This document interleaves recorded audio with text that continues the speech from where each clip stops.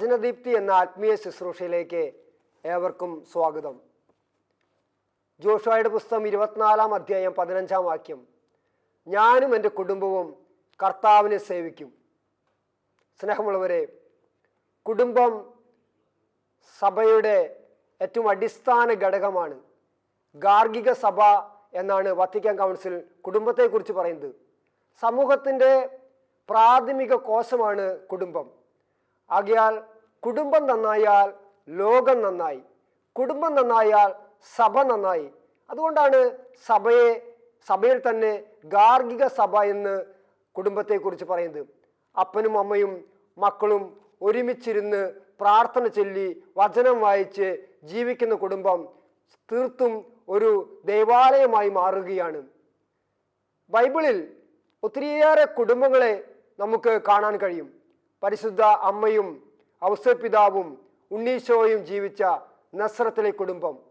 നസ്രത്തിലെ കുടുംബത്തെക്കുറിച്ച് ചിന്തിക്കുമ്പോൾ തന്നെ ലൂക്കായുടെ സുവിശേഷം 10:8 നമുക്ക് ഓർമ്മ വരും. വിളമ്പുന്നത് ഭക്ഷിക്കുന്ന, വിളമ്പിയത് ഭക്ഷിച്ച് തൃപ്തിയടയുന്ന ഒരു കുടുംബമാണ് നസ്രത്തിലെ കുടുംബം. പഴയ നിയമത്തിലെ 1 സാമുവേലിൻ്റെ 1-ാം അധ്യായത്തിലെ എൽക്കാന ഹന്ന എന്ന ദമ്പതികളുടെ കുടുംബത്തിലേക്ക് ഞാൻ നിങ്ങളെ കൂട്ടിക്കൊണ്ടുപോവുകയാണ്. എൽക്കാനയ്ക്ക് 2 ഭാര്യമാരുണ്ടായിരുന്നു. ഒന്ന് പെനീനയും മറ്റൊന്ന് ഹന്നയും. പെനീനയ്ക്ക് മക്കളുണ്ടായിരുന്നു, ഹന്നയ്ക്കാകട്ടെ മക്കളില്ലായിരുന്നു.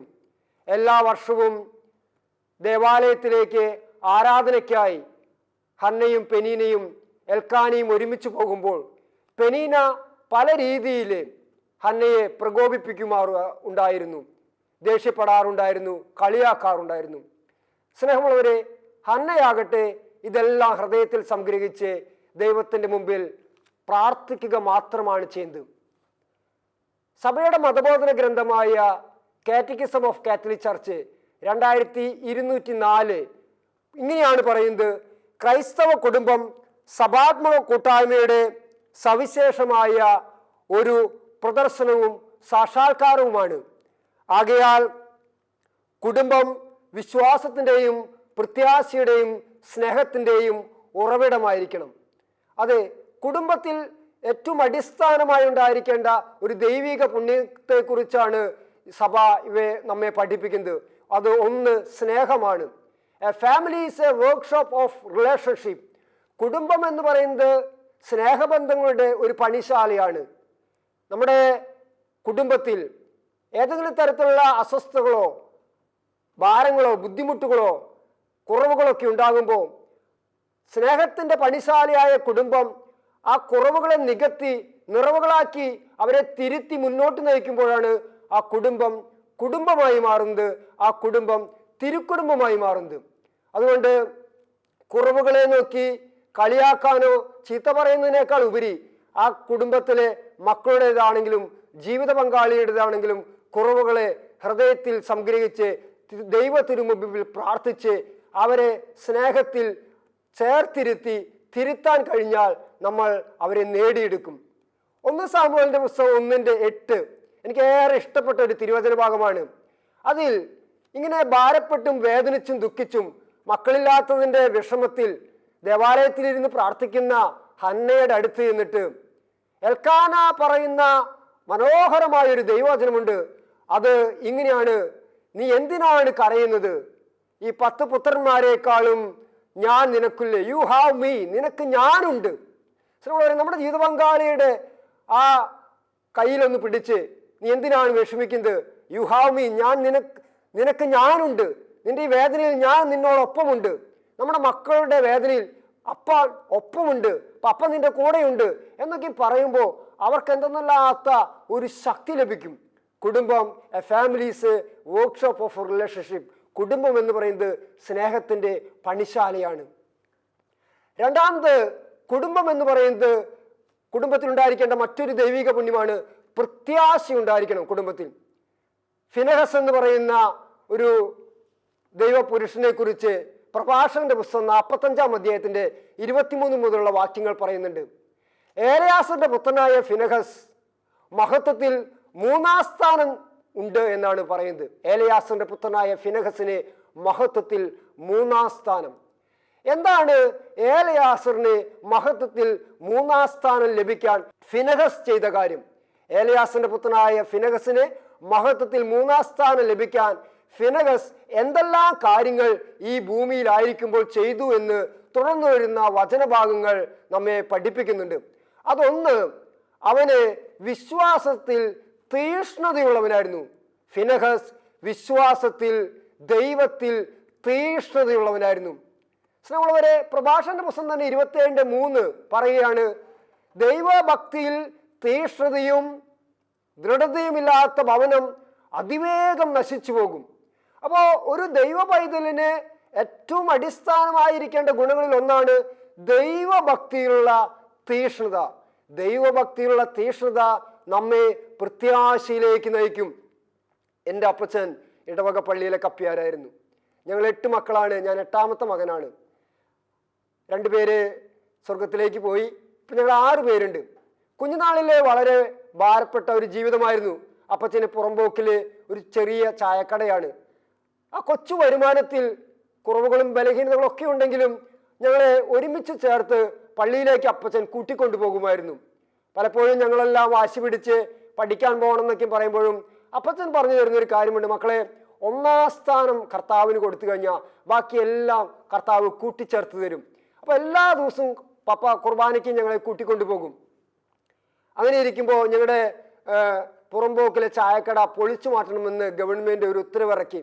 ചിലവരെ തൊട്ടടുത്തുള്ള വാസുവേട്ടൻ്റെയും ലൈല ചേച്ചിയുടെയും ഇങ്ങനെ വീടുകളെല്ലാം പൊളിച്ച് അവസാനം ഞങ്ങളുടെ വീട് ഒരു ബസ് സ്റ്റോപ്പിൻ്റെ സൈഡിലാണ്. ഞങ്ങളുടെ ചായക്കടയും പൊളിക്കാനായിട്ട് ഈ പോലീസ് വാനും അതുപോലെ കുറച്ച് ആൾക്കാരൊക്കെ ആയിട്ട് വരുന്നു. എൻ്റെ കുഞ്ഞുനാളിലൊരു അനുഭവമാണ്. ഈ സമയത്ത് എൻ്റെ അപ്പച്ചൻ തൊട്ടടുത്തുള്ള ഇടവക പള്ളിയിൽ പോയിട്ട് മുട്ടുമേ നിന്ന് എന്നെയൊക്കെ കൂട്ടിക്കൊണ്ടുപോയി. അപ്പോൾ പോലീസുകാരിങ്ങനെ ആൾക്കാരൊക്കെ ആയിട്ട് ഇങ്ങനെ ഓരോ വീടുകൾ പൊളിച്ചുകൊണ്ടിരിക്കുകയാണ്.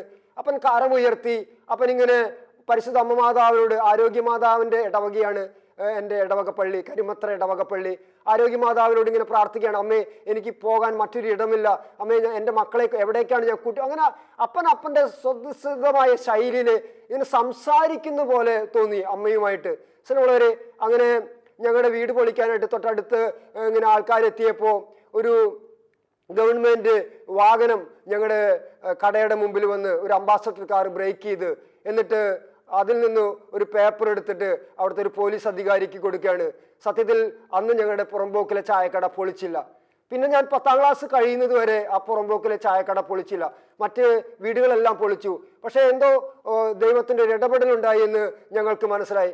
അന്ന് മുതലേ അപ്പൻ ഞങ്ങളെ പറഞ്ഞ് പഠിപ്പിക്കുന്ന ഒരു കാര്യമുണ്ട്, ദൈവത്തിൽ ആശ്രയിക്കുന്നവനെ ദൈവം ഒരിക്കലും തള്ളിക്കളയില്ല. പ്രഭാഷകന്റെ പുസ്തകം 2:10 പറയുന്നു, കഴിഞ്ഞ തലമുറകളെ കുറിച്ച് നിങ്ങൾ ചിന്തിക്കുവിൻ, ദൈവത്തിൽ ആശ്രയിച്ചിട്ട് ആരാണ് ഭഗ്നാശനായി പോയത്, ആരാണ് പരിത്യക്തനായി പോയത്. സ്നേഹമുള്ളവരെ, കുഞ്ഞുനാളിലെ അപ്പൻ്റെ ഈ പ്രാർത്ഥനയും അതുപോലെ അപ്പൻ പറഞ്ഞു തരുന്ന വചനങ്ങളൊക്കെ ഹൃദയത്തിൽ എപ്പോഴും ഒരു ശക്തിയായിരുന്നു. ഞാൻ പറഞ്ഞു വരുന്നത് ഫിനെഹസിനെ കുറിച്ച് തന്നെയാണ്. ഏലയാസറിന്റെ പുത്രനായ ഫിനെഹസ് ദൈവഭക്തിയിൽ തീഷ്ണതയുള്ളവനായിരുന്നു. കാരണം ഏലയാസർ ദൈവഭക്തിയിൽ തീഷ്ണതയുള്ളവനായിരുന്നു. അപ്പൻ ദൈവഭക്തിയിൽ തീഷ്ണതയുള്ള വ്യക്തിയാണെങ്കിൽ മക്കളും അതുപോലെ ദൈവഭക്തിയിൽ തീഷ്ണതയുള്ളവരായി മാറും. അതുകൊണ്ട് ഫിനെഹസിന്റെ 2ാമത്തെ ഗുണം എന്ന് പറയുന്നത്, ജനം വഴി തെറ്റിയപ്പോഴും ഫിനെഹസ് വിശ്വാസത്തിൽ ഉറച്ചു നിന്നു. നമ്മുടെ മക്കളൊക്കെയും കോളേജുകളിലും സ്കൂളുകളിലൊക്കെ പഠിക്കുന്നവരാണ്. പലപ്പോഴും നമ്മുടെ മക്കളെ അത് ഉപയോഗിക്കാൻ പാടില്ല, അങ്ങോട്ട് പോകാൻ പാടില്ല, മൊബൈൽ ഉപയോഗിക്കാൻ പാടില്ല, നമ്മൾ 100 നിർദ്ദേശങ്ങളും റെസ്ട്രിക്ഷൻസും കുറെ തടസ്സങ്ങളൊക്കെ പറയും. സ്നേഹമുള്ളവരെ, നമ്മൾ എന്ത് തടസ്സം പറഞ്ഞാലും അവർ ജീവിക്കുന്നത് ഈ ലോകത്തിലാണ്, ഈ ലോകത്തിൻ്റെ കൂട്ടുകാരന്മാരുടെ കൂടെയാണ്. അപ്പോൾ അവരൊക്കെ ഇതൊക്കെ സന്തോഷത്തിൽ പങ്കുചേരും. പക്ഷേ ഒരു കാര്യം മനസ്സിലാക്കണം, നമ്മുടെ മക്കൾക്ക് നമുക്ക് പറഞ്ഞു കൊടുക്കാൻ കഴിയണം, മക്കളെ വിശ്വാസത്തിൽ എപ്പോഴും ഉറച്ചു നിൽക്കണം. ജനം വഴിതെറ്റിപ്പോകും, പക്ഷേ ഫിനെഹസ് വിശ്വാസത്തിൽ ഉറച്ചു നിന്നു. വിശ്വാസത്തിൽ ഉറച്ചു നിൽക്കുന്ന മാതാപിതാക്കളെ കണ്ടുകൊണ്ടായിരിക്കണം മക്കൾ വളർന്നു വരേണ്ടത്. അതുകൊണ്ട് നമ്മുടെ വിശ്വാസ ജീവിതം അവർക്ക് മാതൃകയായിരിക്കാൻ നമുക്ക് പരിശ്രമിക്കാം. ഫിനെഹസിന്റെ 3ാമത്തെ ഗുണത്തെക്കുറിച്ച് പ്രഭാഷകന്റെ പുസ്തകം 45:24 പറയുന്നുണ്ട്, കർമ്മോന്മുഖമായ നന്മകൾ ചെയ്ത് ഇസ്രായേലിന്റെ പാപപരിഹാരത്തിന് അവൻ ബലികളും കാഴ്ചകളും സമർപ്പിച്ചു. കർമ്മോന്മുഖമായ നന്മ, നമുക്ക് ചെയ്യാൻ പറ്റുന്ന നന്മ നമ്മൾ ചെയ്യണം പ്രിയരെ. അത് നമുക്ക് എന്തെങ്കിലും കിട്ടുമോ എന്ന് വിചാരിച്ചിട്ടല്ല. ഗീവ് റാദർ ദാൻ റിസീവ്, സ്വീകരിക്കുന്നതിനേക്കാൾ കൊടുക്കാനുള്ള ഒരു മനോഭാവം. എൻ്റെ വ്യക്തി ജീവിതത്തിലൊരു അനുഭവം പറയുകയാണെങ്കിൽ, ലോക്ക്ഡൗണിൻ്റെ സമയത്ത് പള്ളികളെല്ലാം അടച്ചിരിക്കുക. ഞാനൊരു ധ്യാനകേന്ദ്രത്തിലെ ഒരു അച്ഛൻ, ഷാജൻ തേർമട അച്ഛനോട് പോയി പറഞ്ഞു, അച്ഛാ ദിവികാരുണ്യ ആരാധനയ്ക്ക് വന്നോട്ടെ. അച്ഛൻ പറഞ്ഞു, ആ 1-2 പേര് വേണമെങ്കിൽ വന്നോ എന്ന് പറഞ്ഞു. അങ്ങനെ ദിവികാരുണ്യം എടുത്തു വെച്ച് ഞങ്ങൾ രാത്രിയുടെ യാമങ്ങളിൽ നിന്ന് സ്തുതിച്ചും പ്രാർത്ഥിച്ചും ജപമാല ചൊല്ലിയൊക്കെ ഇങ്ങനെ ഇരിക്കും. നേരം വെളുക്കുന്നത് വരെ. നേരം വെളുത്ത 6 മണിയാകുമ്പോൾ അച്ഛൻ കുർബാന ചൊല്ലി ഞങ്ങളുടെ തലയിൽ കൈവച്ച് പ്രാർത്ഥിക്കും. ശ്രമമുള്ളവർ, ഈ അവസരത്തിൽ എൻ്റെ മകളെ പാമ്പ് കടിച്ചു. അപ്പോൾ ഈ നമ്മുടെ വീട്ടിൽ എന്തെങ്കിലും ഒരു പ്രശ്നം വരുമ്പോഴാണ് നമുക്ക് ഈ പ്രാർത്ഥിക്കാനൊക്കെ ഒരു തീക്ഷണത. പല ആശുപത്രികളിലും കൊണ്ടുപോയി ആയുർവേദം ചെയ്തു, പലതും ഹോമിയോ ചെയ്തു. പക്ഷേ കാലുമിലെ നീര് വിട്ടുപോകുന്നില്ല. ഈ കുട്ടിയുടെ കാലുമിലെ നീര് ഇനി വിട്ടു പോകില്ലെന്ന് പറഞ്ഞു. ലിംഫ് കംപ്ലൈൻ്റ് ആണെന്നൊക്കെയും പറഞ്ഞു. അങ്ങനെ വളരെ വേദനയോടെ ഇരിക്കുമ്പോഴാണ് ദിവ്യകാരുണ്യത്തിലേക്ക് ആശ്രയിക്കുകയും പ്രാർത്ഥിക്കുകയും രാത്രി ആരാധന നടത്താനൊക്കെ ഒരു തീക്ഷ്ണത വന്നത്. ദൈവഭക്തിയിൽ തീക്ഷ്ണത വന്നു. അങ്ങനെ രാത്രി ഉറക്കൊളച്ചിരുന്ന് എൻ്റെ മകൾക്ക് വേണ്ടിയാണ് പ്രാർത്ഥിക്കുന്നത്. പക്ഷേ എൻ്റെ കൂടെ 2-3 പേരും കൂടെ ചേർന്ന് ഞങ്ങൾ ഒരുമിച്ചിരുന്ന് പ്രാർത്ഥിച്ചു. ശ്രമമുള്ളവരെ, ഞാൻ ആരാധന കഴിഞ്ഞ് വീട്ടിൽ ചെന്നപ്പോൾ എൻ്റെ മകളുടെ കാലുമിലെ നീര് പൂർണ്ണമായി സൗഖ്യപ്പെട്ടു. ഇന്ന് അവൾ ഡിഗ്രിക്ക് പഠിക്കുകയാണ്. ഇന്ന് 3 നില കയറി വിമല കോളേജിൽ അവൾ പഠിക്കുന്നു. 3rd ഇയർ ഡിഗ്രിയാണ്.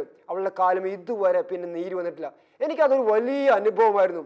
ഞാൻ പിറ്റത്തെ ആഴ്ചയിലും അച്ഛനോട് പറഞ്ഞു, ചുരുക്കി പറയാം, കഴിഞ്ഞ 4 വർഷമായി എല്ലാ ആഴ്ചകളിലും ദിവ്യകാരുണ്യ സന്നിധിയിലിരുന്ന് പ്രാർത്ഥിക്കുമ്പോൾ എന്തെന്നല്ലാത്തൊരു ആനന്ദം. 10-60 പേര് കൂടെ ചേർന്നിരുന്ന് പ്രാർത്ഥിക്കുമ്പോൾ നമുക്ക് ഒരുപാട് നഷ്ടങ്ങൾ വരുന്നുണ്ട്. നമുക്ക് എന്തെങ്കിലും കിട്ടാൻ വേണ്ടിയിട്ടല്ല. നമ്മളവിടെ സ്വസ്ത്രക്കാഴ്ച പോലും പിരിക്കുന്നില്ല. നമ്മൾ അതെല്ലാം ചെയ്യുന്നത് കർത്താവിന് വേണ്ടിയാണ്.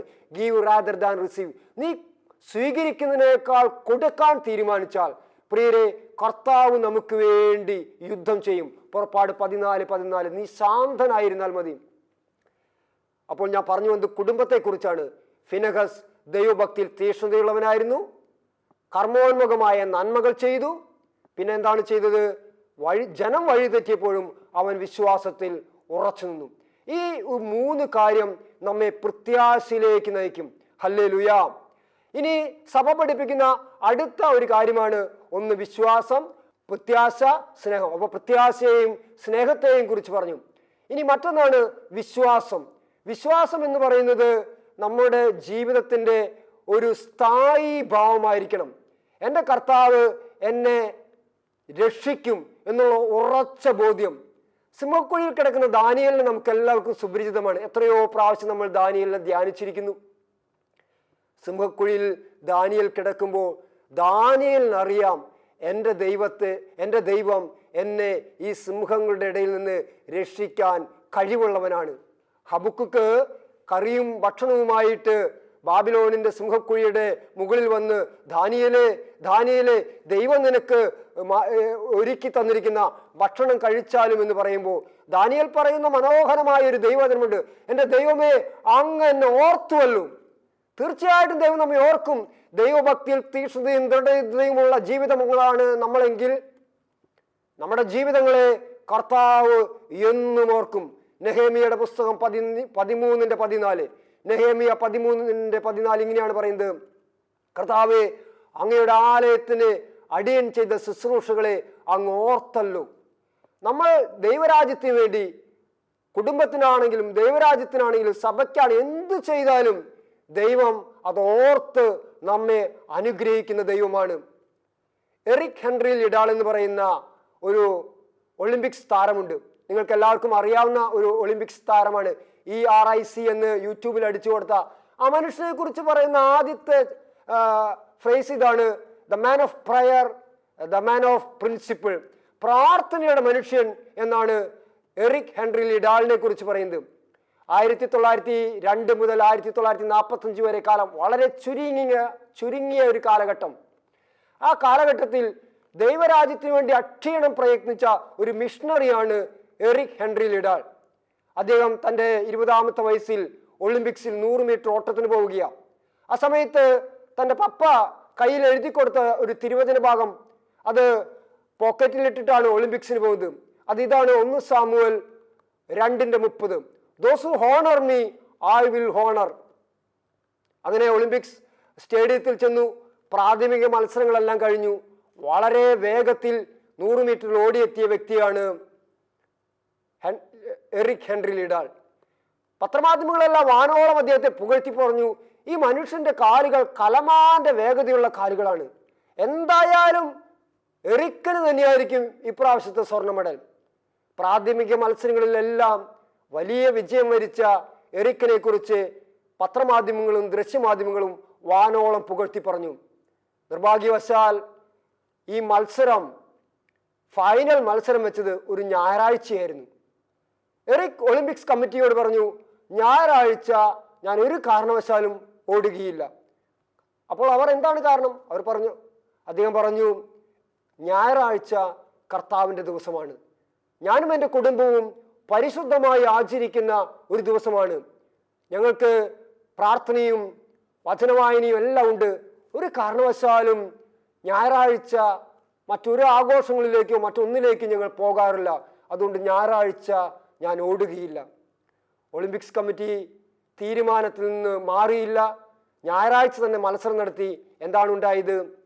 എറിക് മാറി നിന്നു, മറ്റൊരു വ്യക്തിക്ക് സ്വർണ്ണ മെഡൽ നേടി. സ്നേഹമുള്ളവരെ, അതിൻ്റെ പേരിൽ എറിക്കിന് ഒത്തിരിയേറെ വേദനകൾ സഹിക്കേണ്ടി വന്നു. എറിക്കിൻ്റെ സ്വന്തം ഭവനം ജനം നശിപ്പിച്ചു. എല്ലാവരും എറിക്കിനെ തടങ്കലിൽ വെച്ചു. കൂക്കുവിളികളായി, അദ്ദേഹത്തിനെതിരെ ശക്തമായി പ്രതിഷേധങ്ങളായി. പുറത്തേക്ക് ഇറങ്ങാൻ പറ്റാത്ത വിധത്തിൽ അദ്ദേഹം ഏകാന്ത തടവുകാരനായി മുറിയിലിരിക്കുമ്പോൾ അദ്ദേഹം തൻ്റെ പപ്പ എഴുതി കൊടുത്ത തിരുവചന ഭാഗം എടുത്ത് കണ്ണുനീരോട് ഉമ്മ വയ്ക്കുന്ന ഒരു വീഡിയോ ഞാൻ കാണുകയുണ്ടായി.